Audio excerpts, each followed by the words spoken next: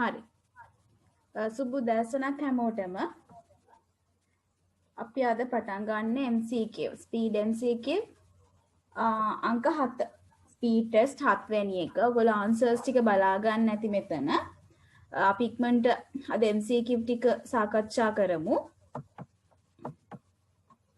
පළවෙනි එක.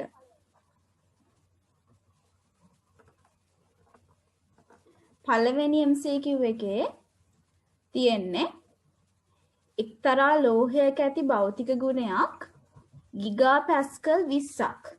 හරිද? මෙතන මේ එකකේ ඔයගලන්ට දැන් මතක ඇති ගිගා කියන එක. මම එක දවසක් MCQ පළවෙනි ස්පීඩ් MCQ ටෙස්ට් එකේ හෝ දෙකේදී මේ ගිගා ඒ උපසර්ගවල කියලා දුන්න කොහොමද එන්නේ කියලා. එතකොට මේ G කියලා කියන්නේ ගිගා පැස්කල්. 20යි ගිගා පැස්කල් වලින් ප්‍රකාශ කර ඇත. ඊට පස්සේ එම අගය නිව්ටන් මීටර් ඍණ 2.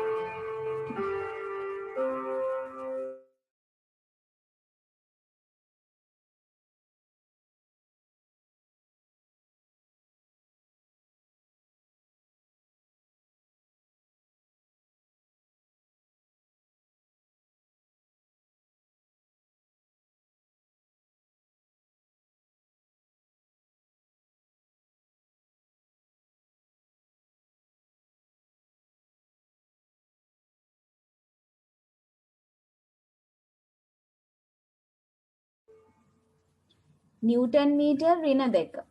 ඒ කියන්නේ සම්මත ඒකකයේ පීඩනය මයින SI ඒකකය. එතකොට ඒකෙන් ඉදිරිපත් කරන්න කියලා කියන්නේ. හරිද? එතකොට 20 ගිගා කියන්නේ 10 බල 9. ඒක ඔයගලන්ට ඔයාලට මතක තියෙන්න ඕනේ. ගිගා කියන්නේ 10 බල 9 කියන එක. එතකොට අර එන උපසර්ග ටික මතක තියෙන්න ඕනේ. එතකොට මේක වෙන්නේ දෙක වතාවක් 10 බල 10යි පැස්කල්. හරිද? එතකොට පැස්කල් කියන්නේ අපි දන්නවා 1 නිව්ටන් මීටර් ඍණ 2ක් කියලා. එහෙනම් මේකේ අගය වෙන්නේ 2 වැඩි කිරීම 10 බල 10ම තමයි. පිළිතුර 3.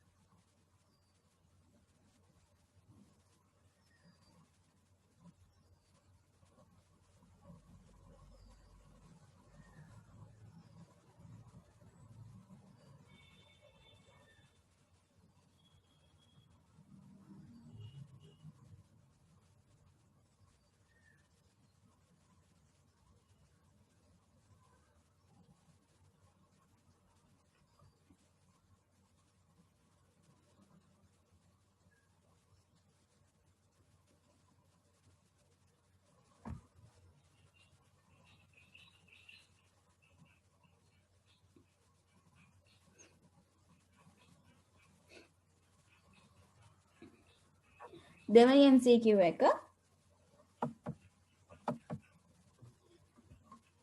මේකේ තියෙන්නේ ලම්බක බල දෙකක් තියෙනවා. නිව්ටන් 6ක් සහ 8ක්. හරිද? ඊට පස්සේ මේ දෙකෙන් ඇති කරන සංප්‍රයුක්තය ශුන්‍ය කරන්න නම් යෙදිය යුතු බලයත් දිශාවත් අහන්න. හරිද? ඒකට මේ විදිහටනේ 6 සහ 8 ලම්බක බල දෙකක් විදිහට තියෙනවා. එතකොට ඔයාලා දන්නවා දැන් මේ 8 සහ 6 දැන් මේක ලේසියෙන් හදන්න පුළුවන් 8 සහ 6 කියන එක සමාන නැහැනේ. බල දෙක සමාන නැහැ. බල දෙක සමාන වුණා නම් ඒ කියන්නේ මෙතන 8යි මෙතන 8යි හෝ මෙතන 6යි මෙතන 6යි වුණා නම් අනිවාර්යයෙන්ම බලය යන්න ඕනේ මැද්දෙන්. හරිද? ඒක තේරෙනවානේ. ඒ කියන්නේ බල දෙක සමාන වුණා නම් සංප්‍රයුක්තය යන්නේ හරි මැද්දෙන්නේ. ඒ කියන්නේ අංශක 45. නමුත් දැන් මෙතන මොකද්ද වෙලා තියෙන්නේ? 6යි 8යි තියෙන්නේ. එහෙනම් අනිවාර්යයෙන්ම සංප්‍රයුක්තය යන්න ඕනේ කාට ලං වෙලාද? 8ට ලං වෙලා. වැඩි බලයට ලං වෙලා තමයි හැම වෙලාවෙම සංප්‍රයුක්තය යන්නේ. හරිද? එහෙනම් ඒකේ තේරුම මෙන්න මෙතනින් යනවා කියන එක. ඒ කියන්නේ 45ට වඩා අඩු කෝණයකින් තමයි යන්නේ. ඇල්ෆා කෝණයකින් 8ට ලං වෙලා. ඒව ඔයාලා දැනගෙන ඉන්න ඕනේ. ඒ කියන්නේ දැන් මේකේ tan නගිය හොය කෝණේ ගන්න අවශ්‍ය නැහැ. තේරෙනවද? කියන්නේ ඇල්ෆා කියලා 45ට අඩුයි කියලා ගත හැකියි. ඊට පස්සේ දැන් බලය නම් සංප්‍රයුක්තය 10යි කියලා හොයාගන්න පුළුවන්නේ. ඒ කියන්නේ බල දෙක අංශක 90න් අනතයි නම් තියෙන්නේ වර්ග කරලා වර්ගමූල ගන්නනේ. 6 වර්ගය දන 8 වර්ගයේ වර්ගමූල. එතකොට 10ක් කියලා එනවා. හරිද? එතකොට සංප්‍රයුක්තය 10යි මේ පොඩි කෝණේ. 45ට වඩා කුඩා කෝණකින් තමයි තියෙන්න ඕනේ. ඒක තේරෙනවනේ. ඒ කියන්නේ කොයිම වෙලාවකද මේ MCQ එකේදී දීපු ගමම්ම 6යි 8යි දීපු ගමම පටස් ගාලා R හොයලා tan alpha හොයන්න ඕනෙම නැහැ. තේරෙනවද? දැන් මේක alpha කෝණයක් අවශ්‍ය නැහැනේ. ඒක නිකන් මේ වෙලාව නාස්තියක් ඔයාලා ඒක හෙව්වොත්. තේරෙනවද? ඒ කියන්නේ මේ alpha කියන එක 45ට වඩා අඩුයි කියන එක දැනගත්තම හොඳටම ඇති. ගාන විසඳන්න. හරිද?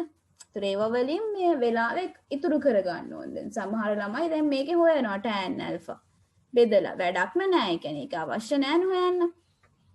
ඊට පස්සේ දැන් අපි බලන්න ඕනේ දැන් සංප්‍රයුක්තයේ තියෙන්නේ ඇල්ෆා කෝණයකින් මෙන්න මේ දිශාවට 10යි නිව්ටන්. හරිද?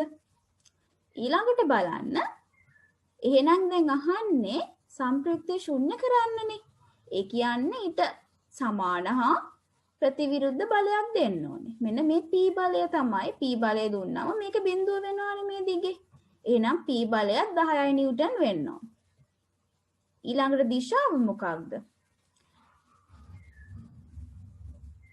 8යි නිව්ටන් බලයේ දිශාවට විරුද්ධ දිශාවට අඩු ආනතයකින් අන්න ඒක තමයි හරිය. 8යි නිව්ටන් කියන්නේ මේකනේ. ඒ දිශාවට විරුද්ධ දිශාවට හරි අඩු ආනතියකින් මෙන්න මේ කෝණේ අඩු ආනතියක්. ඇල්ෆානේ. ඇල්ෆා අඩු ආනතිය. ඒතර පිළිතුර වෙන්නේ 3. දැන් අනිත් ඒවා වැරදි බලන්නකෝ. 10යි නිව්ටන් බලයක් 8 දිශාවට අඩු දිශාවකට. 8යි නිව්ටන් දිශාවට නෙවෙයිනේ දෙන්නේ විරුද්ධ දිශාවට. එතකොට පළවෙනි එක වැරදි. දෙවෙනි එක 6යි නිව්ටන් දිශාවට. ඒකත් වැරදි. 6 උඩට නෙවෙයිනේ දෙන්නේ පහළට. එතකොට දෙක වැරදි. 3 තමයි හරි. හතරවෙනි එක 6යි නිව්ටන් බලයේ දිශාවට විරුද්ධව නෑ. විරුද්ධව අඩු. නෑනේ මෙතන ලොකු එක්කෙනෙක් ඉන්නේ. ඒ කියන්නේ හතරවෙනි එක බැලුවොත් 10යි නිව්ටන් බලයක් 6යි නිව්ටන් බලයේ දිශාවට 10යි නිව්ටන් බලයක් 6යි නිව්ටන් බලයේ දිශාවට විරුද්ධව. ඒක හරි. විරුද්ධව තමයි. නමුත් අඩු ආනතියක්ද? ඒ කියන්නේ මේ පහලත් එක්ක හදන්නේ වැඩි ආනතියක්. එතකොට ඒක වැරදි. 4 වැරදි. එතකොට අඩු ආනතිය කියන එක හරි. මෙන්න මේක. 3 වෙනි පිළිතුර. 5 වෙනි එක කොහොමත්ම වැරදි. බලයේ විශාලත්වය වැරදිනේ 14ක් නෙවෙයිනේ.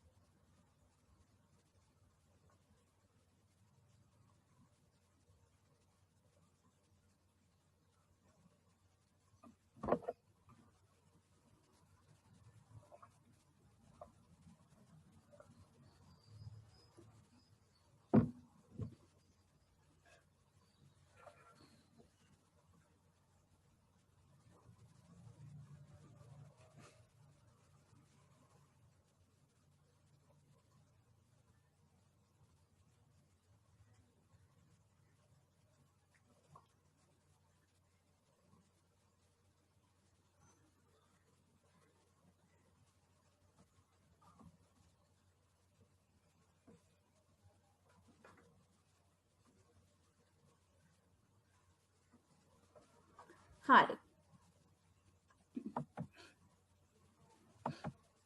තුන්වෙනි එක ඒක ලේසි. ස්කන්ධය දීලා තියෙනවා 2යි.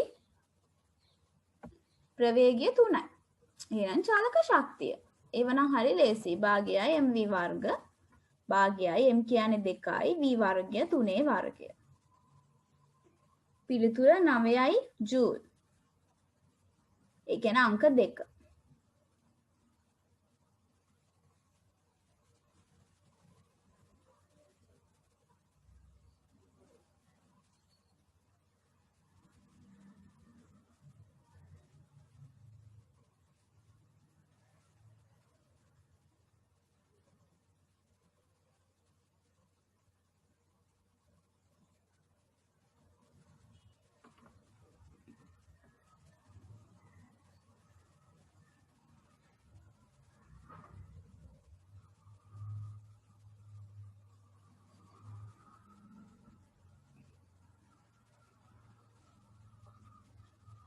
හතරවෙනි ප්‍රශ්නය මේක කියලා තියෙන්නේ කලිනුත් අපි මේ වගේ ගණන් හැදුවා ඝර්ෂණයත් එක්ක මතක ඇති සමහර විට. ඒ කියන්නේ මේ වගේ පෘෂ්ඨයක උඩ ගිහිල්ලා ඝර්ෂණය නිසා හානි වන ශක්තිය ගැන. ඊට පස්සේ ප්‍රවේගය කොහොමද කියන එක අපි මේ වගේ ගණන් හැදුවා කලින්. එතකොට දැන් මේකේ තියෙන්නේ ඒ වලින් පටන් ගන්නවා. හරිද? ඒ වලින් පටන් ගන්න වස්තුව තිරස්වන එන්නේ. තලයේ දිගේ ගමන් කරන පරිදි ප්‍රක්ෂේපණය කරනවා. ඊට පස්සේ AB සහ BC ඒ ඔක්කොම ඝර්ෂණය සහිතයි. හරිද? ඒ ඝර්ෂණ බලයන්ගේ අගයන් තමයි මේ දීලා තියෙන්නේ. එහෙනම් C වල ප්‍රවේගය කොච්චරද කියලා අහන්න. හරිද? එතකොට මේකෙදි ඔයා දැනගන්න ඕනේ ඒ වලදී චාලක ශක්තිය සමාන වෙන්නේ කාටද? මේ ඒ වලදී චාලක ශක්තිය වැය වෙන්නේ කාටද? මුලින්ම තියෙන්නේ ඒ වලදී චාලක ශක්තියක් විතරයි. එයා වැය වෙන්නේ A ඉඳන් B ට යනකොට ඇතිවන ඝර්ෂණයට විරුද්ධව කාර්ය කරන්නයි B ඉඳන් C ට යනකොට එතන තියෙන ඝර්ෂණයට විරුද්ධව කාර්ය කරන්නයි. තව මොනකටද? මෙතනදී වැය වෙන්නේ ඝර්ෂණයට විරුද්ධව කාර්ය කරන්න සහ C වලදී ඉතුරු වන චාලක ශක්තියටයි C වලදී විභව ශක්තියටයි. ඒ කියන්නේ C වල ඉතුරු වන ශක්තියනේ මෙයාගෙන් අඩු කරාම වැය වෙච්ච ශක්තිය වෙන්නේ. වැය උනේ ඝර්ෂණයට. එහෙනම් ඒ වලදී චාලක ශක්තිය භාගයයි m1යි v වෙන්නේ 20 වර්ගය. හරිද? ඔව් එතන v දීලා නැහැ. ඔයගොල්ලෝ ඒක v20 කියලා හදාගන්න. මෙතන ප්‍රවේගය 20 වෙන්න ඕන. ඒක නැතුව ගාන හදන්න බෑ.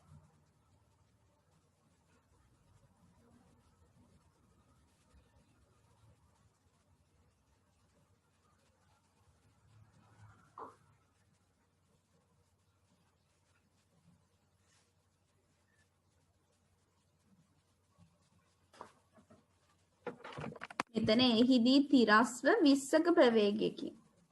මෙතන එහිදී තිරස්ව 20යි. ප්‍රවේගය 20කින් තමයි ප්‍රක්ෂේපණය කරන්නේ. ඒක ඒ විදිහට හදන්න ඕන.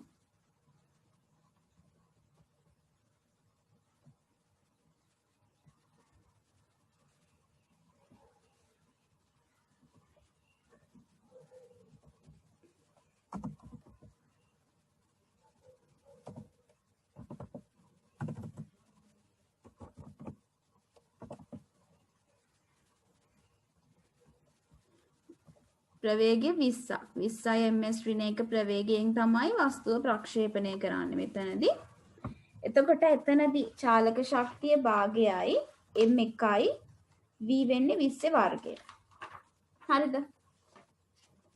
එතකොට ඒක සමාන වෙන්න ඕනේ ඝර්ෂණයට විරුද්ධව කරන කාර්යය. ඒ කියන්නේ 3.25 තමයි දුර. බලය කීයද? 10යිනේ. තේරෙනවද?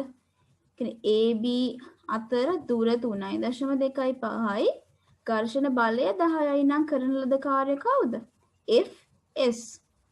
ඝර්ෂණ බලය දුරෙන් වැඩි කරනවා. ඒ කියන්නේ 3.25ව 10ක්. මෙන්න මේ තියෙන්නේ මේ තිරස්තැනදී AB වලදී ඝර්ෂණයට විරුද්ධව කාර්ය. ඒක හරි.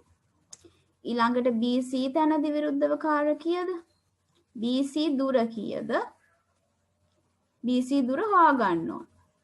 එතකොට මෙතන 4යි මෙතන 3යි නම් BC දුර 5යිනේ. මේක ඍජු කෝණීනේ. එතකොට 5 වතාවක් බලය කීයද? 5මයි. නිව්ටන් 5යි. එතකොට ඒකෙන් වැඩි වෙන්න ඕනේ මෙතනදී. හරිද? ඊට පස්සේ C හිදී ඉතුරු වන චාලක ශක්තිය කවුද? භාගයයි m1යි v දන්නේ නැහැ. vc වර්ගය. ඊට පස්සේ C විභව ශක්තිය වෙන්නේ mgh. m1යි v mg g 10යි h 3යි. උස 3යිනේ. එතකොට මේක තමයි ඔයා ලියන්න ඕන. එතකොට මේක සුළු කරාම මේ විදිහට පද ඇවිල්ලා VC වලට උත්තරය එනවා 15ක් කියලා. ප්‍රවේගය 15යි. දැන් මේ ගානේ මේ 20 නැතුව ඔයගලන්ට හදාගන්න බැරි වෙන්නේ නැති. මෙතන ප්‍රක්ෂේපණය කරන්නේ. ඒ කියන්නේ මෙතන ප්‍රවේගය. ඒ ප්‍රක්ෂේපණය කරන්නේ 20කින්. මෙන්න මෙතන.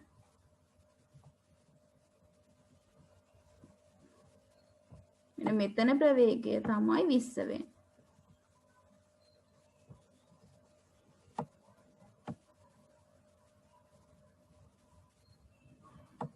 මෙතනදී. එයා 20කින් තමයි ප්‍රක්ෂේපණය කරන්නේ.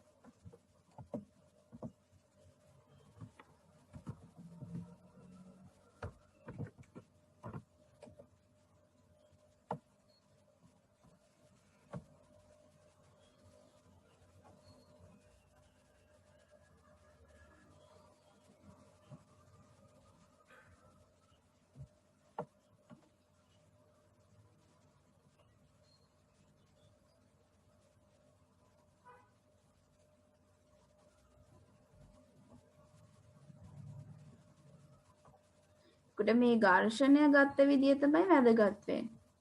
මේ 3.25 10 කියන්නේ Fs කියන එක. මේ AB කොටසේදී 5 වතාවක් 5 කියන්නේ මේ ආනත කොටසේ. ආනත කොටසේදී ඝර්ෂණයට විරුද්ධව කරන කාර්යය. දැන් මෙහෙම ඒවා අපි ගොඩක් හදලා තියෙනවා. මෙන්න මේක තමයි වැදගත් මේ concept එක. ඒ කියන්නේ ඒ වලදී චාලක ශක්තිය වැය වුණේ කාටද කියන එක තමයි හිතන්න ඕනේ. මුලින් තිබ්බ ශක්තියට මොකද වුනේ? AB යද්දි ඝර්ෂණයට වැය වුණා, BC යද්දි ඝර්ෂණයට වැය වුණා. C වලදී චාලක ශක්තිය ටිකක් ඉතුරු වෙලා තියෙනවා. ඒක තියෙනවා කොහොමත්. ඊට පස්සේ C වලදී විභව ශක්තියකුත් තියෙනවා. ඒ ටිකක් තියෙනවා. ඒ ඔක්කොගම එකතුව තමයි මුලින් තිබ්බ ශක්තියට සමාන කරන්න ඕනේ.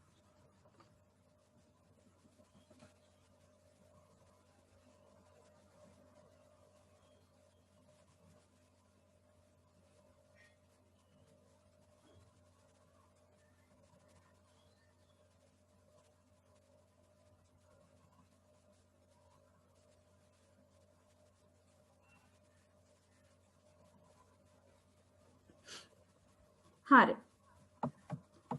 පස්වෙනි කොටසට යමු. මේ වගේ ගෝලයක් තියෙනවා. එයා W බර ගෝලයක් තියෙනවා සුමට බිත්තියකට ස්පර්ශ වෙලා. හරිද? කියන්නේ මේ බිත්තිය සුමටයි. ඒ කියන්නේ ඝර්ෂණය නැහැ. ඒ වගේම අරය තන්තුවේ දිගට සමානයි. ඒ කියන්නේ අරය වෙන්නේ මේකනේ. ගෝලයේ අරය මේක R නම් තන්තුවේ දිගත් R මලු. ඒ කියන්නේ මෙතන R. මෙතන ඉඳන් මෙතනට R කියලා තියෙනවා. ඒ කියන්නේ මෙතනත් R.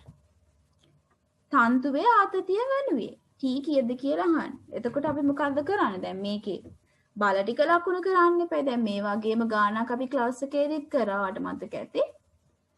ඝර්ෂණය නැත්තම් අභිලම්භ ප්‍රතික්‍රියාව විතරයි. W පහළට සහ ආතතිය තියෙනවා. බල 3ක් යටතේ සමතුලිතතාව. හරිද? ඒක ලක්ෂ. ඒව මතක ඇති ඔයාලට. දැන් කරන්න ඕනේ ආතතිය හොයන්නනේ. එතකොට R වලි R අපිට නැති වෙන්න ඕනේ. එහෙනම් ඒ වටා ගූර්ණ ගන්න තියෙන්නේ. ඒ වටා ගූර්ණ ගත්තම W වතාවක් R. ඒක සමා වෙන්නේ කාටද? සමාන වෙන්නේ ආතතියෙන් ඇති කරන බලපෑමට. එතකොට T වල sin θ ඒ කියන්නේ තිරස් එකෙන් ඒ හරහා යනවා බලපෑමක් නැහැ. සිරස් එක බලන්න T cos θ ඒක වතාවක් R. එතකොට මේක සුළු කරාම ඔයාලට තේරෙන්න ඕනේ තන්තුවේ ආතතිය මේ අගේ එනවා කියලා. දැන් කොහොමද මෙතන මේ මූල 3 යට 2 ගත්තේ?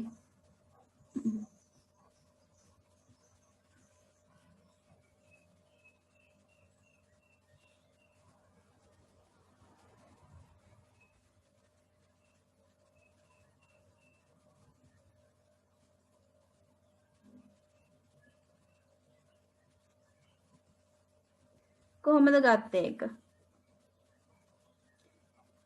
ගත්තේ මෙතන R නේ. මෙතන කීයද? 2R. එහෙනම් මේ කෝණේ කීයද? මෙතන R නම් මෙතන 2R නම් මෙන්න මේ කෝණය. මේ කෝණය වෙන්නේ අංශක 60යි. ඇයි R බෙදි cos 60 භාගයයිනේ. එතකොට මෙතන R මෙතන 2R. එතකොට මේ කෝණේ අංශක 60යි නම් θ කීයද? 30යි. θ අංශක 30යි. ඒකින් තමයි අංශක 30ගේ මූල 3ට 2 ආදේශ කරලා තියෙන්නේ.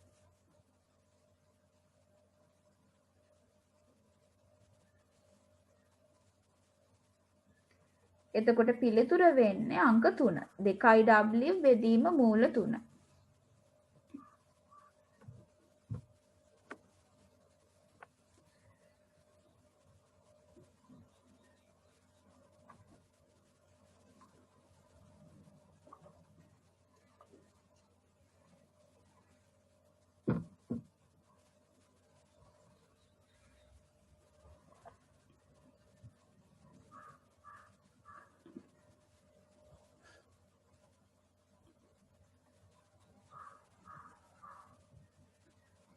ඔව් ඒ 2R ගත්තේ බලන්න ගාන කියලා තියනවානේ දත්තේ. අරය තන්තුවේ දිගට සමානයිලුනේ. එතකොට අරය කියන්නේ කේන්ද්‍රේ ඉඳන් මෙතනට දිග R. අරය. ඊට පස්සේ තන්තුව හයි කරන්නේ මෙන්න මෙතන ඉන්නේ ගෝලේ ළඟ ඉන්නේ. එතකොට මේ දිගත් R නේ. මේ තන්තු කොටස R. තන්තුව හයි කරන්නේ කේන්ද්‍රයෙන් නෙවෙයිනේ. මේ ගෝලයක්නේ ගෝලේ මේ කොනේ.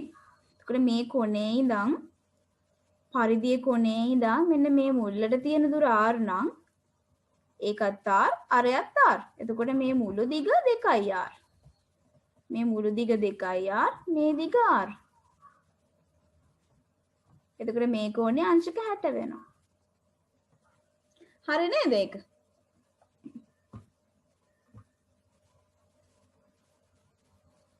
ඒ දීලා තියෙන දත්ත ඔක්කොම වැදගත්.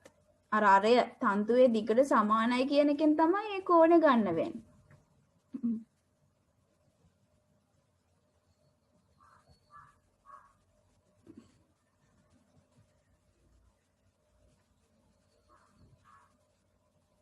හරි. 6 වෙනි ප්‍රශ්නය.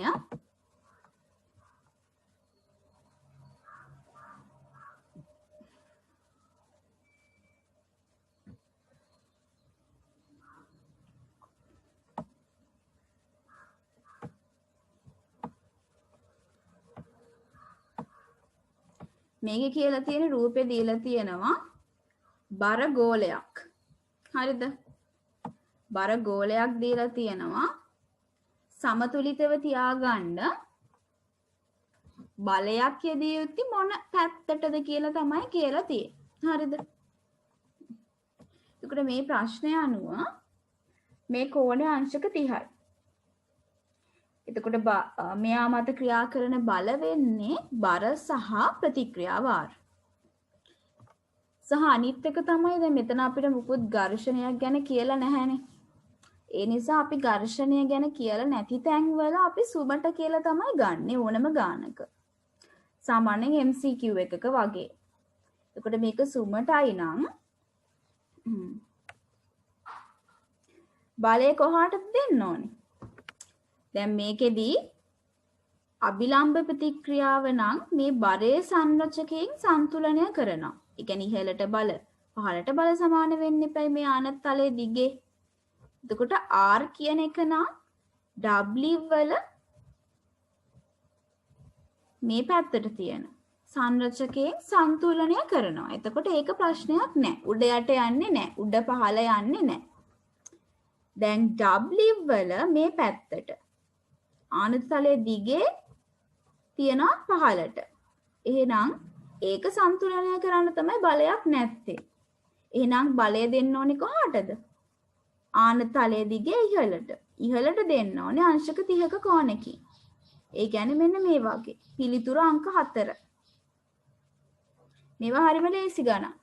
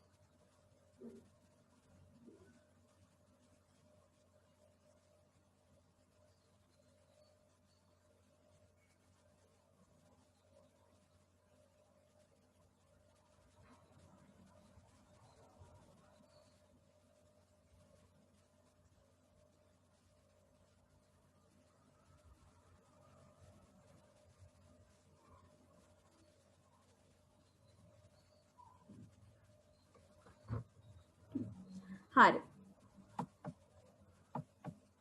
7 වෙනි එක. ප්‍රවේග කාල ප්‍රස්ථාරයක් රථ දෙකක් A සහ B රථ දෙකක ප්‍රවේග කාල ප්‍රස්ථාරය තමයි යාලට දීලා තියෙන්නේ. හරිද? එතකොට මේකේ කියලා තියෙනවා මෙන්න මේක හරිම වැදගත්. මෙන්න මේ ලකුණ.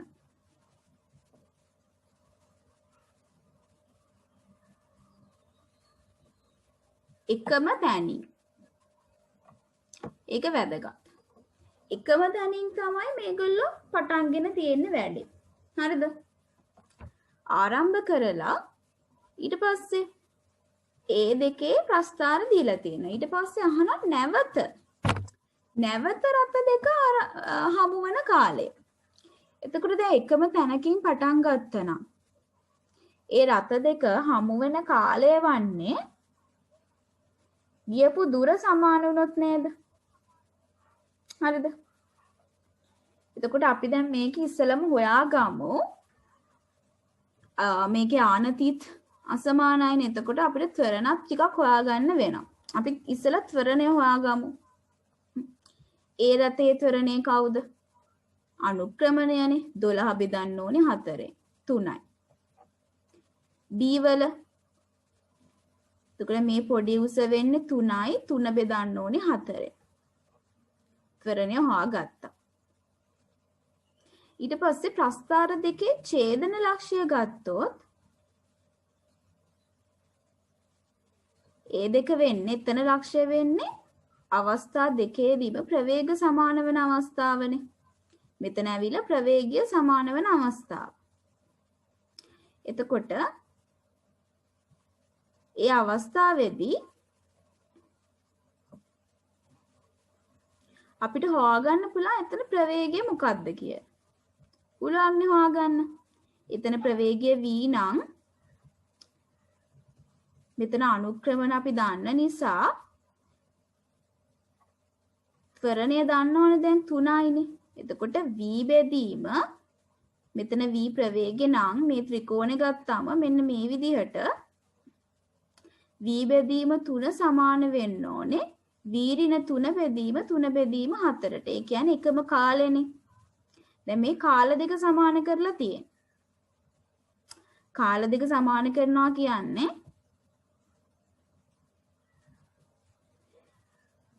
ඒ වල අපි දන්නා තරණය 3යිනේ. එතකොට 3 සමාන වෙනවා මේ v ප්‍රවේගය බෙදීම මේ t කාලෙට. 3 සමානයි v බෙදීම t වලට. ඒ කියන්නේ මේ වගේ 3 සමානයි v බෙදීම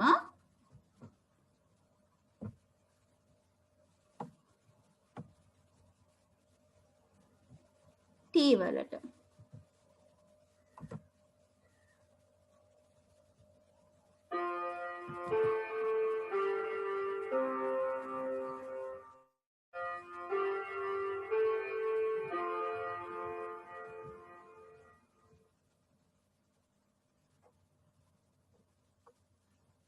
තුන සමානයි v බෙදීම t. එතකොට t කියන්නේ මේ ප්‍රවේග සමාන අවස්ථාවේදී කාලය.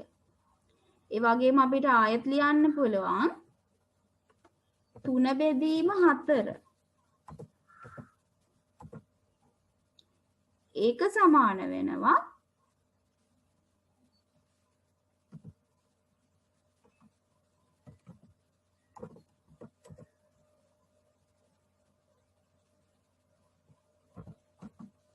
v ඍණ 3. අය අතන වෙන්නේ 3ක් අඩු වෙන්න එපා. එතන පොඩි ත්‍රිකෝණය අපි ගත්තොත් v ඍණ 3 බෙදන්න ඕනේ t කාලේ.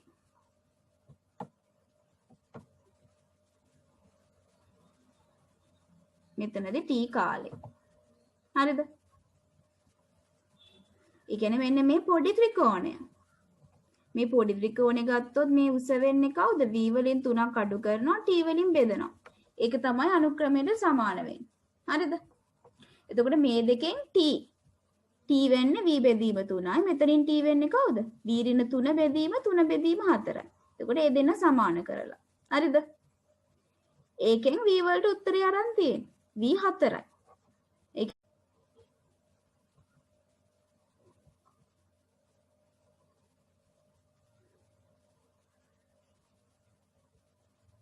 හරි.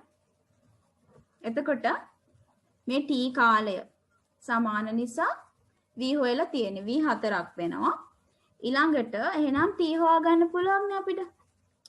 ආයෙත් මෙතනදී v හොයාගත්ත නම් මේ එක ත්‍රිකෝණයකට දාලා t හොයාගන්න පුළුවන්. තේරෙනවනේ? අය අනුක්‍රමණය දාන්නව උස දාන්නව මේ දුර t හොයාගන්න පුළුවන්. එතකොට t වෙන්නේ 4 බෙදීම 3යි කාලය. ඊට පස්සේ විස්ථාපනය සමාන වීමට කාලය කොච්චරද එහෙනම්?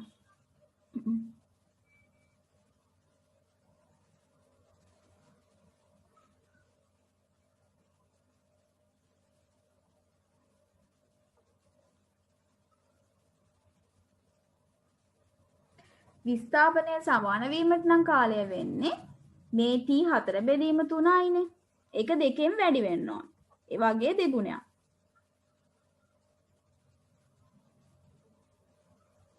කෙනෙක් මෙන්න මෙතනදී.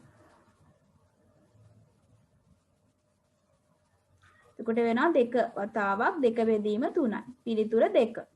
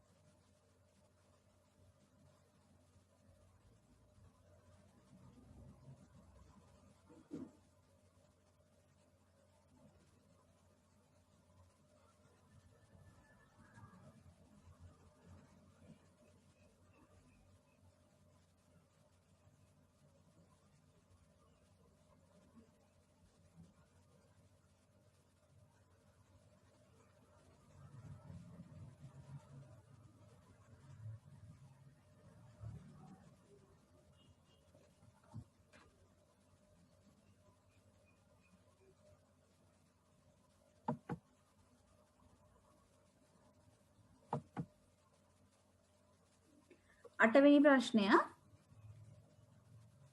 ft බලය සහ කාලය අතර ප්‍රස්ථාරය දීලා තියෙන. එතකොට මේක දීපු ගමන් මතක් වෙන්න ඕනේ දෙවනි නියමය නිව්ටන්ගේ දෙවන නියමය ගම්‍යතා වෙනස් වීම තමයි අහන්නේ.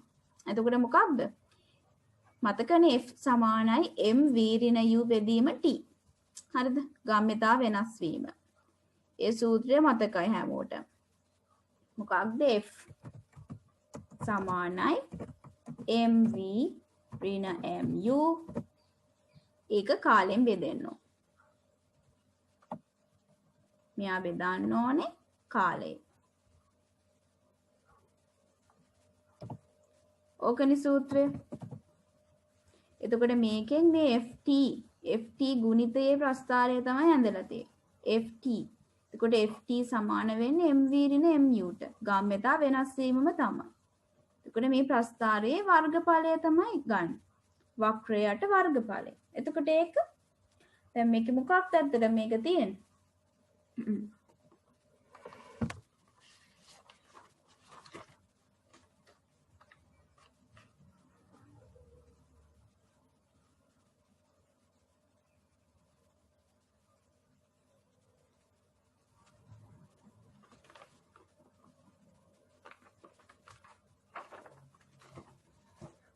එතකොට මේකෙදි වක්‍රයට වර්ගඵලය කිව්වම මෙන්න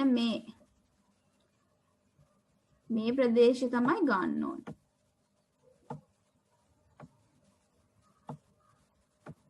ඔන්න ඔය ප්‍රදේශය. එතකොට ඕක ට්‍රැපීසියමක්නේ. හරිද? මේක ට්‍රැපීසියමක්. එතකොට මේ ට්‍රැපීසියමේ සමාන්තර පාද දෙකේ එකතුව. මෙතන 2යි මෙතන 1යි. 2 දාන 1 ඊට පස්සේ උසෙන් වැඩි කරනවා 5යි අරකින් බෙදනවා. කියන්නේ 2යි. භාගයයි සමාන්තර පාද දෙකේ එකතුව 2 දාන 1 3යි උස 5යි. එතකොට පිළිතුර 7.5ක් එනවා. පිළිතුර 2.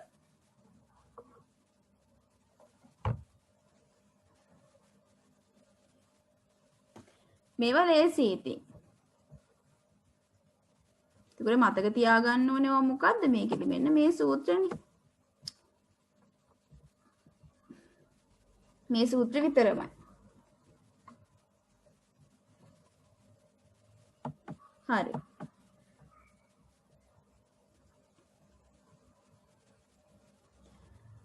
දැන් මේක වෘත්ත චාලිතය ප්‍රශ්නයක් RPM. RPM කියේ මොකක්ද? revolutions per minute.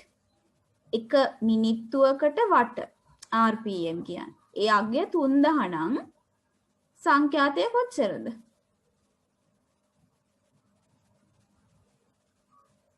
ඒකට සංඛ්‍යාතය කියන්නේ මෙන්න මෙහෙම. F කියන්නේ කවුද? එක තත්පරයකට වට.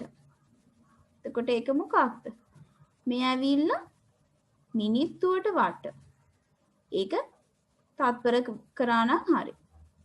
3060න් බෙදන්න තියෙන්නේ. ඒ කියන්නේ හර්ට්ස් 50යි.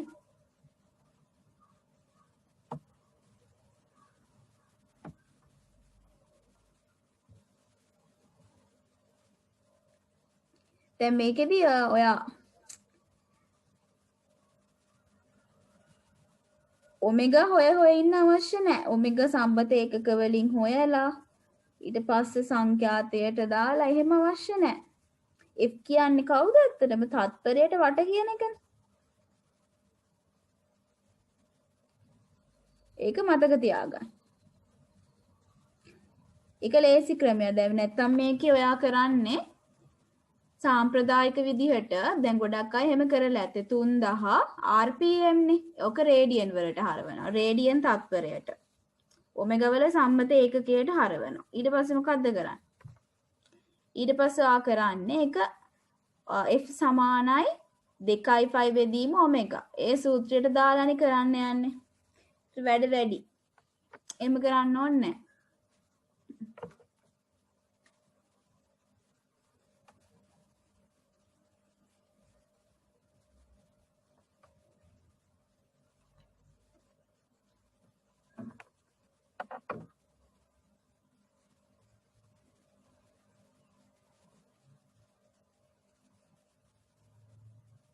F කියන්නේ තත්පරයට වට කියන එක.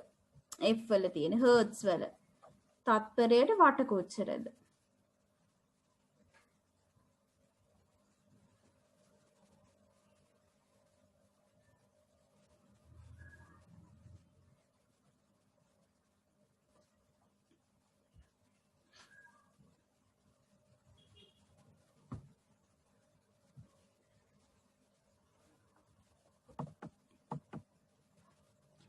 අවසාන ප්‍රශ්නය ගහක මුදුනේ ඉඳන් ජල බිඳුවක් පොළවට වැටෙනවා.